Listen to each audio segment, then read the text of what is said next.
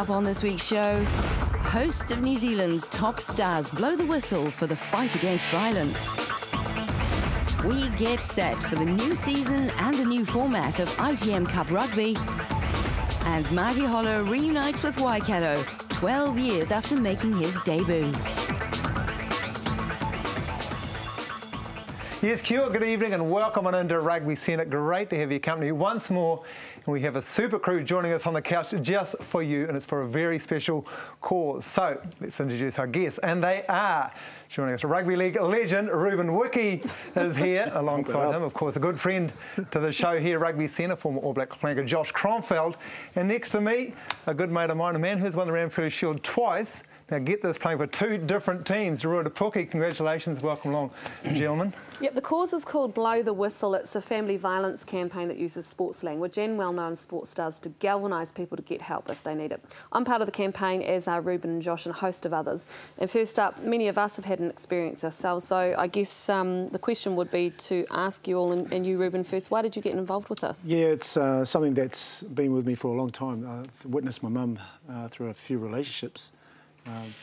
Turning up in the morning with sunglasses, so behind those sunglasses are a few black eyes. So hearing that in the next room with two younger siblings is not something you want to witness. So that's why I've become, one of these ambassadors for Blow the Whistle, and also the New Zealand ambassador for White Ribbon. So I'm speaking out there and getting out there. So it's very important that people like us can help the cause and that people are familiar with. So very passionate about trying to change the mindset out there, because it's still happening. They always say the Māori and Polynesians, but there's Europeans out there doing the same thing. So hopefully we can touch them out there and change their way of thinking. Rua, can you tell us a little bit about your background? You've kind of had some experiences yourself. Oh yeah, I just as far as the campaign goes, I was just asked and whether it'd be something that I'd be willing to support, and it's a great kaupapa, and sort of like Ruben, I think probably everyone here, whether they know it or not, everyone in our community is affected by the issue, whether directly or indirectly in some capacity. So it's just awesome that people with profiles, and just for Ruben, just to say that little bit on TV, you got to be brave, and I think something which gives something bad like that power is the silence, which, and some people can be ashamed, and it's that isolation, which is the real killer. So, people getting the message out there, and more and more people will just know that they're not on their own, and that a lot of people have been through it, and, that there are places to go to for help. Mel, you're fairly passionate about it. Clearly, ambassador like Ruben and Josh and Rua are, from a woman's point of view. Why are you involved? Look, I don't actually usually get involved with campaigns, but this one was pretty important to me because I've never told my story, and I certainly will when we launch this in about 6 weeks.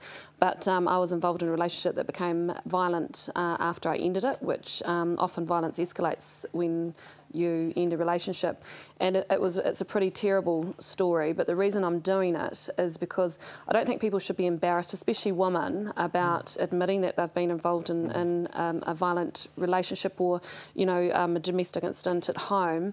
It's better to ring up and ask for help and turn to your mates or whatever. So. And Josh, have you seen this, or have you experienced it? Or, look, I've been around it, at different times with friends, and you don't notice it. It's a hidden thing, and then all of a sudden it crops up. But for me, I guess why I got involved was I've come from a family that's always been together and loving and having a great time. Don't get me wrong, we had arguments like most families, but we've always been there for each other, and I've just loved everything that ever happened in my family, which is just it's made me who I am.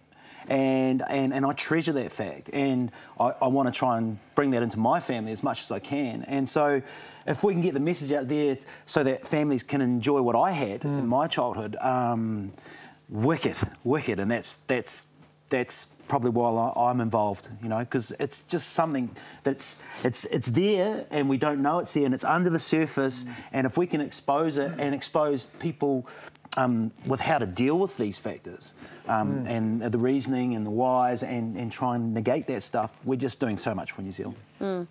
So All Blacks Richard Kahui and Liam Meesom are also involved in a big way with this campaign, but unfortunately couldn't join us in the studio because they're in Wellington at the All Blacks training camp. Before they left though, Josh and Pete McGlashan managed to catch up with them. Hey, Rich. G'day, Crush. What's going on, mate? Oh, not much, mate. Just trying to finish a few odd jobs around the house. I'm moving and renovating all at the same time, so I've got a week to get everything done. So, house is a bit of a bomb site, and obviously I've got a few odd jobs. Well, I won't bother you too long, mate, but I just wanted to find out what's going on with Blow the Whistle. Well, it's obviously a great cause. PMAC talked to me, Peter McGlashan talked to me last year about coming in and giving a hand and, you know, family violence and keeping kids safe at home, something I'm pretty passionate about. So, decided to jump on board and so far so good. And so what's involved with it, mate?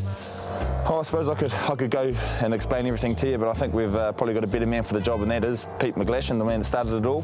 He's inside with Liam Meesom, and hopefully they're packing some boxes and we can get started. Oh, is that right? Good on you, mate. Got to have people around. Yeah.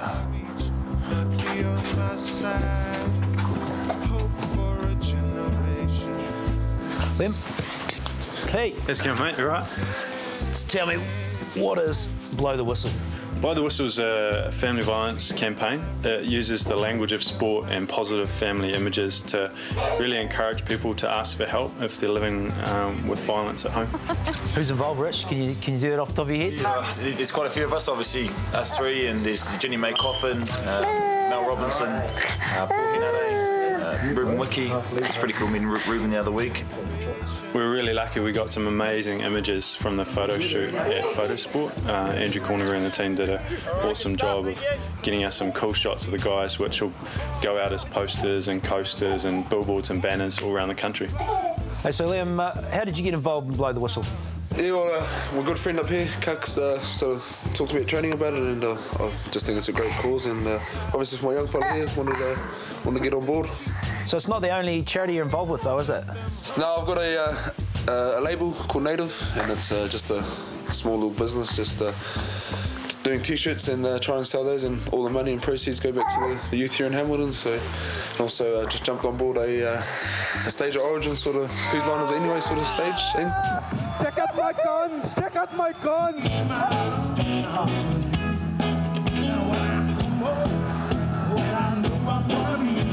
Hopefully our next our show here in Hamilton will be going against Blow the Whistle against violence. For you guys, is it quite an important thing for you to be doing your pit for charities? Oh, I think this one in particular is, especially for me. It's something I'm really passionate about, and I think everyone should have the opportunity to grow up in a safe house and a safe environment, and you know, anything we can do here to help that, I think it's going to be really great. So I know a lot of boys are involved in different charities for different reasons, and it's just, for me, this is something I'm really passionate about. So Pete, how big is Blow the Whistle going to be? It's going to be huge. Towns and communities all around the country are going to be running their own events. We've got some Blow the Whistle whistles which are going to be given away. In 2007 they gave away about 5,000. I've just put in an order for 37,000 whistles. So they'll be going to rugby club coaches, netball coaches, soccer coaches, phys ed teachers, and given away at ITM Cup games all around the country.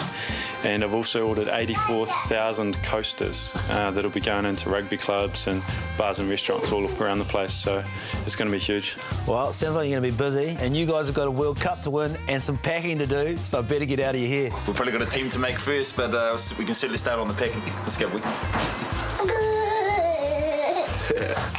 Join me. Join me. Join me. Join me and let's blow the whistle on violence.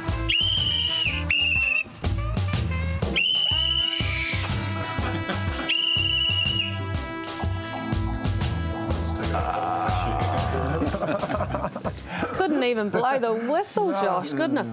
It was pretty noisy, man. and a few of the guys, I've got to say, Richard Kahui was the worst at reciting his lines to the camera. He had about 20 takes, so it was quite amusing to watch. He's just an active guy, Richard Kahui, you know. If it was a smooth, it was sort of some other line, Richard Kahui would nail it. But when it sort of has to be done... with emotion, eh? Oh, I think the other thing he wants it to be, he's a perfectionist. Yes. You know, you've got to be truthful. Like, we just go, yeah, we've done that, that's perfect. He's not happy like that. Ruben, you guys had a story to tell about this. this, Mel, you've had a story, very passionate about it. But I mean, how do you get approached to be involved as an ambassador? I mean, you might be passionate about it, but there has to be an avenue to actually get behind it. I think Peter's good friends with Jenny May, and they do a lot of CrossFit sessions, and he put this little concept together, and he came to us and approached us, and I was all for it due to my involvement with White Ribbon, speaking out of against violence towards women and children. So it was just, automatically I just wanted to put my hand up for it, so that's why I got involved. I just want to have a look at the poster campaign, because there are some great shots here and obviously some great people involved. It's just not rugby and league people. We've also got a number of other people like Paul Henry in the background there, and there's Peter McGlashan at the front, Jenny May of course. And don't forget that it's all about this 0800 number, 0800 456 450, where if there is an issue in your life, you can ring that, and that pretty much gives you all the information, all the options of where to go, of what to do. And the other point about this campaign, it's also about rugby clubs being kind of, I guess, a counselling service, and that other people in like your rugby league or sports club are also monitoring it so that they can step in and help as well. That's my little boy Jensen there, and he took a great shining to you, Ruben. That's been the hair. Oh, it's the hair. And do you know, Richard Kahui said to me that he was starstruck because of you. Did he actually talk to you in the end? No, he didn't. Yeah. I think he wanted me to get him some tickets to the Origin. Oh, right, that's what it was. That's probably why. Truth comes out. What are you doing in Gizzy? Because you are involved at ground level in Gisborne for this, aren't you?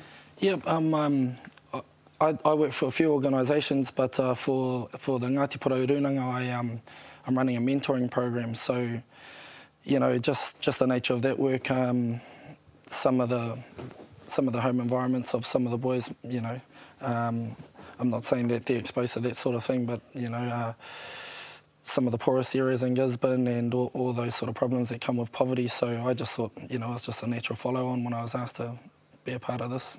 Ruben, we all play a violent sport, rugby league, it's physical impact, that's what we want our guys to do when they go over that white chalk. So what's the message to those same players when they go back into the change sheds afterwards and switch that brains off from the violence that we want? I mean, we've got some shots of you doing the leading the haka for the Kiwis, and it's about passion. Yeah, but, what's the message there? Well, I think playing a contact sport, it's that controlled aggression when we're going over the white line and playing to the best of our ability. That's why we're being picked in the teams. But when you come off the line, you go back to being the dad and the husband that everyone's loved. Channeling that excessive energy into other good things, and that's sometimes the hard part. Well, it's important to do. Sport, I guess, in a lot of our lives has been. It has, because you grew up in Otara, and that's not, an area that's easy to grow up in. I mean, there's plenty of gangs and stuff like that. That's the Once Warriors story they always talk about. So when I was in Canberra and I showed the Aussies the movie, they called me Jake the Mush straight away. And then I told them, I said, mate, I cook my own eggs. I like them poached, and my wife will never cook me eggs. But it was your mum that was the leading influence in you playing league, wasn't it? Yeah, she was. So I had a solo parent growing up, and I was I grew up on the Samoan values, but the respect and humility. So I try to do it to this day. And she's been great. And what she's been through, it's my time to give back to her, and just get the message out there. It's not okay to do that. Well, I've got to say, with all you people involved, the other sports stars you have involved, getting out and saying your message, because what Rua said, very brave, I guess, for you, is to actually say the message, what you just said there, Mel. I mean, encourage other people to do exactly the same. I wish you all the very, very best for it. I think it's wonderful that you guys are all in behind it. Well done. Thanks, Carmo. OK, so back to rugby in the ITM Cup and its new format, which was officially launched on Monday this week. The competition gets underway next Thursday in Dunedin with Otago taking on North Harbour. I went along to the event, which was a bit of fun to watch because the 14 captains were given the challenge of building a bench. Sounds easy enough, but in reality it proved to be a lot of hard work for some of them.